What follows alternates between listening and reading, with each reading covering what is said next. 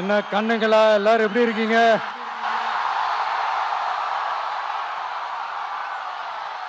சாப்பிட்டீங்களா எல்லாரும்? சாரி, கொஞ்சம் லேட் ஆயிடுச்சு.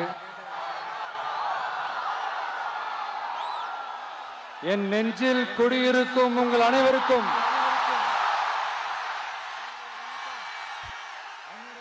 என்னுடைய வணக்கம். என் நெஞ்சில் குடியிருக்கும்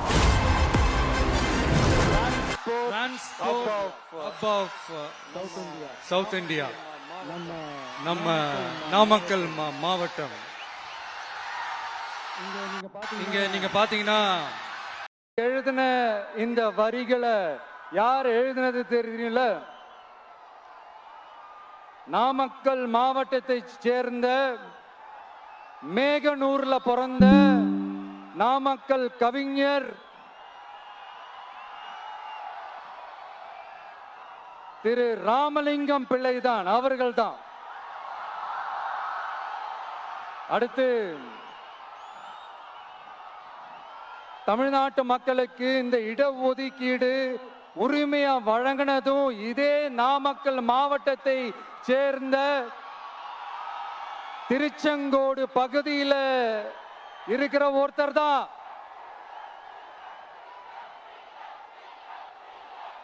நம்ம சென்னை மாகாணத்தோட முதலமைச்சரா இருந்த சுப்பராயன் அவர்கள். அவர்தான் அந்த மாபெரும் மனிதர். மக்களுக்கு இடஒதுக்கீடு உரிமைய வழங்கினதுல இவருக்கு மிகப்பெரிய ஒரு பங்கு ஒன்று இருக்கு. அதுதான் இந்த கம்யூனல் GO 1071 அதை கொண்டு வந்து பட்டியலின மக்களுக்கும் பிற்படுத்தப்பட்ட மக்களுக்கும் இத வழங்கினார். அதனாலதான் அவரு முதலமைச்சரா பதவியேற்றதுக்கு அப்புறம் முதல் தமிழர் அப்படின்ற அந்த பெருமையோட சொன்னது மட்டும் இல்லாம இதே நாமக்கல்ல அவருக்காக ஒரு மணிமண்டபம் கட்டுவோம்னு வாக்குறுதி நம்பர் 456 கொடுத்தது யாரு?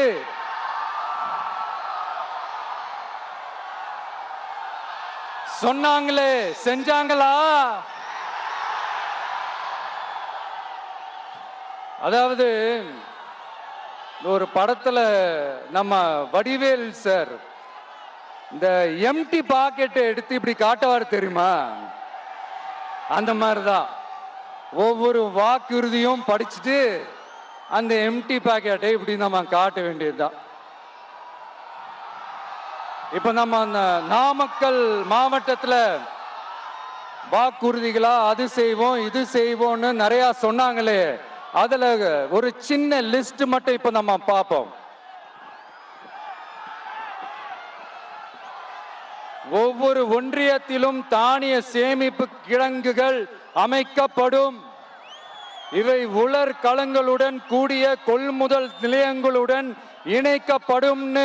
வாக்குறுதி நம்பர் 50.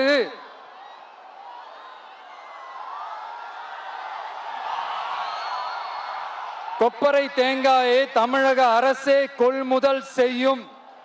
அதிலிருந்து தேங்காய் எண்ணெயை உற்பத்தி செய்து நியாய விலை கடைகள் மூலம் விற்பனை செய்ய நடவடிக்கை எடுக்கப்படும். வாக்குறுதி நம்பர் 66.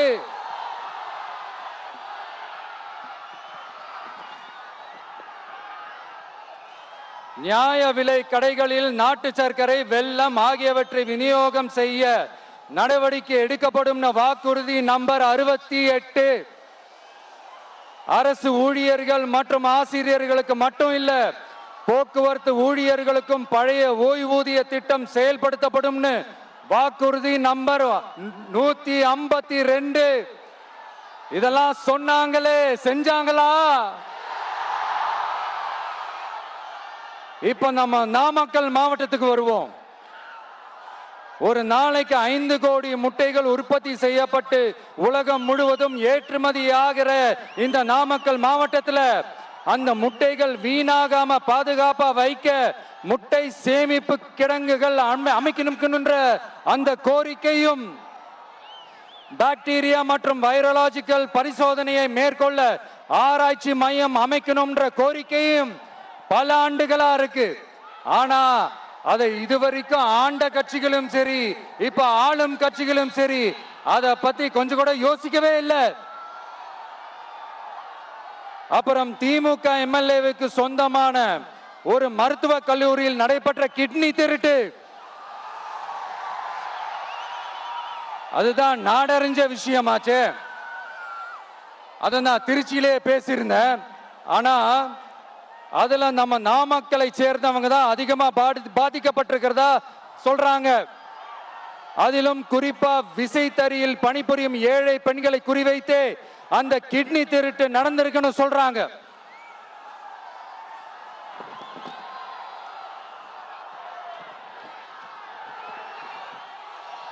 இதுல ஈடுபட்டவங்களை யாரா இருந்தாலும் நம்ம ஆட்சி அமைஞ்சதும்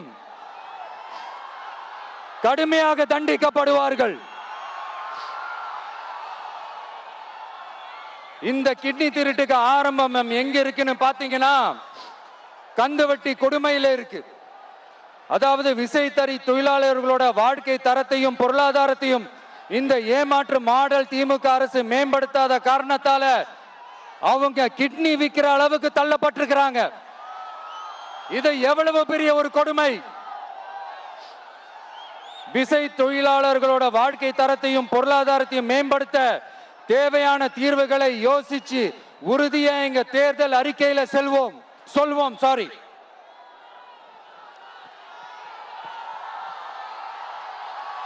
நான் இந்த சுற்றுப்பயணத்துல எல்லா ஊருக்கும் போகும்போது ஒரே விஷயத்தை தான் மக்கள் ரிப்பீட்டடா நம்ம கிட்ட சொல்றாங்க. அடிப்படை சாலை வசதி, குடிக்க நல்ல குடிநீர்,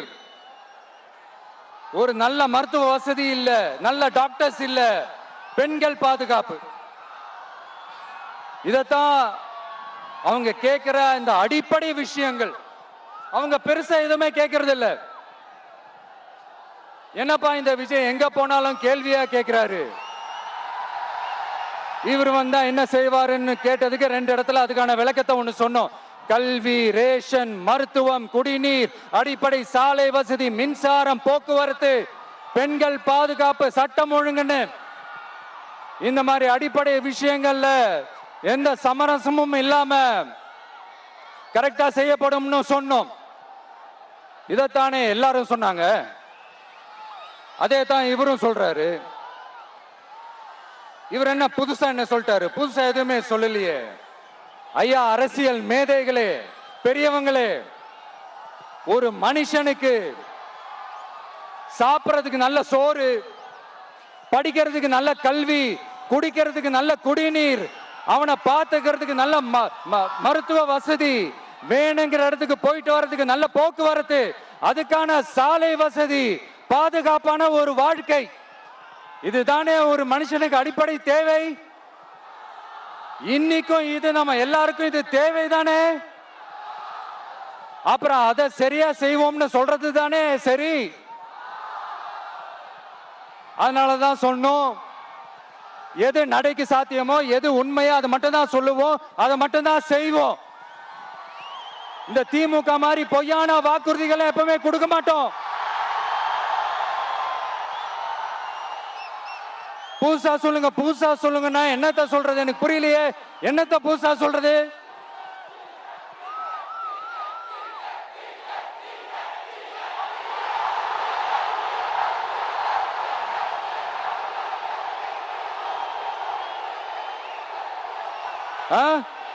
புதுசா என்னப்பா சொல்றது? செவ்வாய் கிரகத்துல ஐடி கம்பெனி கட்டப்படும், காத்துல கல்வீடு கட்டப்படும், அமெரிக்காவுக்கு ஒத்தடி பாதை போதப்படும், வீட்டுக்குள்ளே ஏரோப்ளேன் ஓட்டப்படும், இந்த மாதிரி அடிச்சு விடுவோமா? நம்ம சிஎம் அவர்கள் அடிச்சு விடுவாரு, அந்த மாதிரி அடிச்சு விடுவோமா?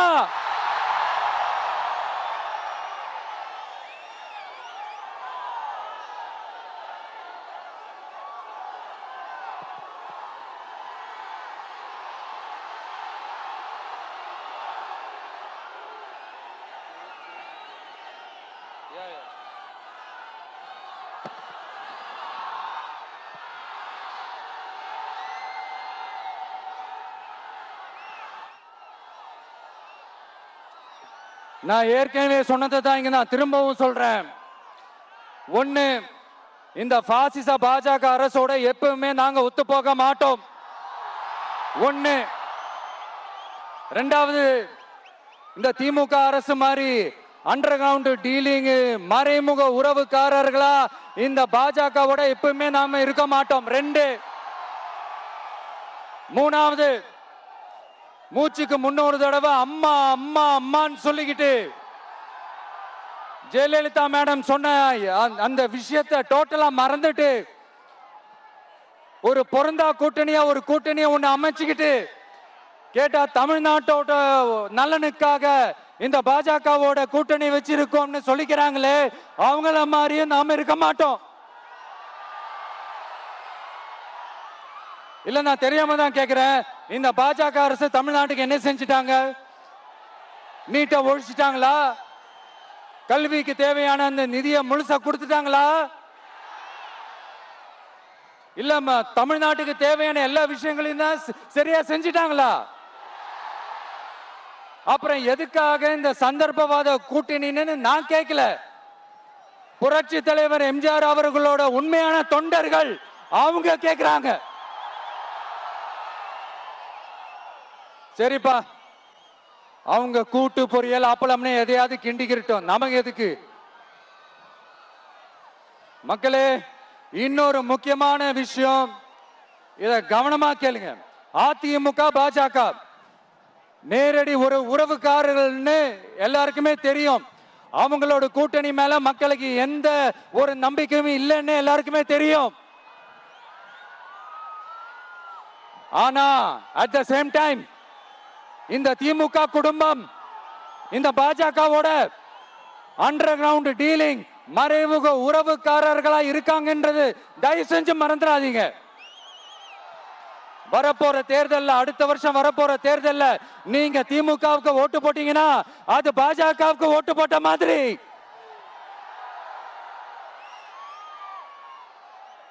வெளியில அடிச்சுக்கிற மாதிரி அடிச்சுப்பாங்க, ஆனா உள்ளுக்குள்ள வேணாம். மக்களே, ஜாக்கிரதை, யோசிங்க.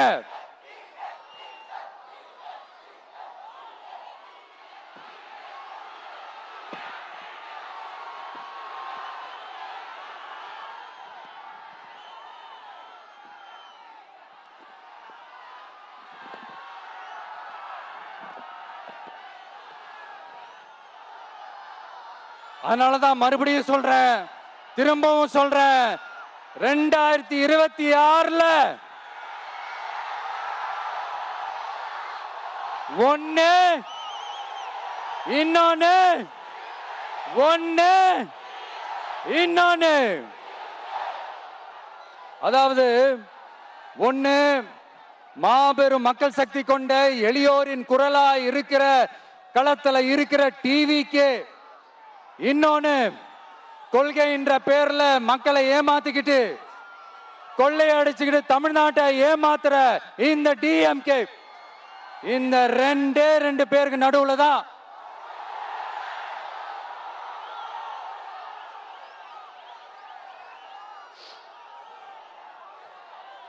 இப்படி ஒரு மோசமான ஒரு ஆட்சியை கொடுக்கறாங்களே, இந்த திமுக அரசு மறுபடியும் ஆட்சிக்கு வரணுமா? உங்க உண்மையான மக்களாட்சி, மனசாட்சி உள்ள மக்களாட்சி, உங்க நம்ம டிவிக்கு மறுபடியும் ஆட்சி அமைக்கணுமா? சாரி, இப்ப ஆட்சி அமைக்கணுமான்னு கேட்டேன். சாரி.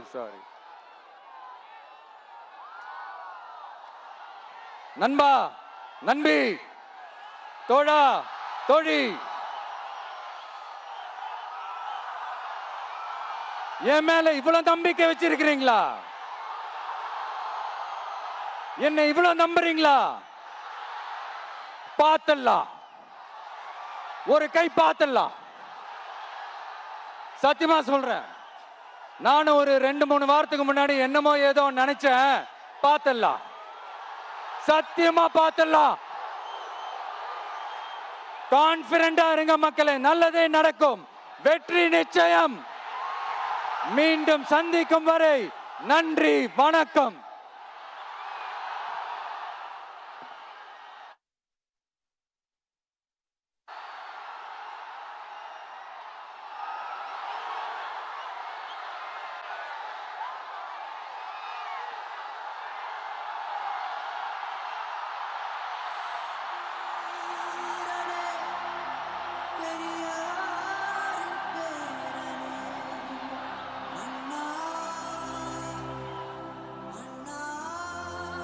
ஆரம்பத்துல பேசும்போது